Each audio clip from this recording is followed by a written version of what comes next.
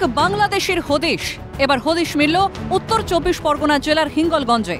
অভিযোগ আদতে সাতক্ষীরার বাসিন্দা বাংলাদেশি রশিদুল গাজী ভারতে ঢুকে তামিলনাড়ুতে কাজ করতে গিয়েছিলেন।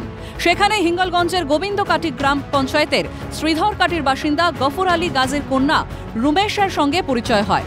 দুজনের মধ্যে প্রণয়ের সম্পর্ক তৈরি হয়। তামিলনাড়ু থেকে রুমেশাকে নিয়ে শ্রীধরকাটিতে ফিরে বিয়ে করেন রশিদুল। পাকাপাকিভাবে বসবাস শুরু করেন এবং এই সময় নাম পরিবর্তন করে বাংলাদেশি রশিদুল থেকে হন ভারতীয় আব্দুল গাজী। আর শ্বশুর গফর আলী গাজীকে বাবা দেখিয়ে নামও তুলে ফেলেছেন ভোটার তালিকায়। ভারতের ভোটার তালিকায় নাম তুলে ফেললেও পরিচয় গোপনও করছেন না আব্দুল গাজী। ছিল বাংলাদেশে, দেখাচ্ছে আইলার আগে তো অনেক আগে আসা এখানে। আব্দুল গাজী মানে আমার শ্বশুর হয়। এবার দেখা যাচ্ছে আমার বাড়ি তো বাংলাদেশে, দেখাচ্ছে এখানে আসার পরে যোগাযোগ করেছি এদের সাথে। যোগাযোগ করার পরে বিয়ে শাদী করেছি।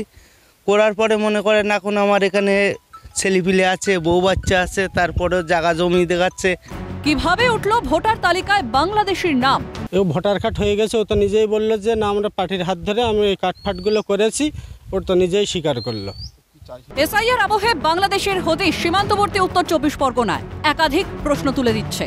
তবে হিঙ্গলগঞ্জ পঞ্চায়েত সমিতির সভাপতি শাহিদুল গাজীর দাবি, ভারতবর্ষের পরিচয়পত্র আছে, তারা সবাই ভারতীয় নাগরিক। ভারতবর্ষের যাদের নাগরিকত্ব পরিচয় আছে, ভারতবর্ষের পরিচয়পত্র আছে, ভারতবর্ষের সমস্ত ডকুমেন্টস তার কাছে আছে, তাকে যদি বাংলাদেশি বলে বলা হয়, তাহলে সেই ভারতবর্ষের যিনি ভোটার অধিকার ভোট দিয়েছে ভারতবর্ষের আইডেন্টি কার্ড দেখে, তাহলে সেইটা যদি বৈধ হয়, ভারতবর্ষের প্রধানমন্ত্রীকে নির্বাচন কমিশনকে আগে জানা উচিত যে তাকে আগে পদত্যাগ করে তাকে বাংলাদেশি প্রমাণ করা উচিত। এরা নির্বাচন কমিশনকে অন্তত জানা উচিত। আমি এই নিয়ে বলবো, ভারতবর্ষে যাদের ভারতীয় পরিচয়পত্র আছে তারা ভারতবর্ষের নাগরিক। এসআইআর আবহে একের পর এক বাংলাদেশি পরিচয় প্রকাশ্যে। বঙ্গে ক্রমশ জটিল হচ্ছে এসআইআর পরিস্থিতি। শামীম মোল্লার রিপোর্ট, ক্যালকাটা নিউজ।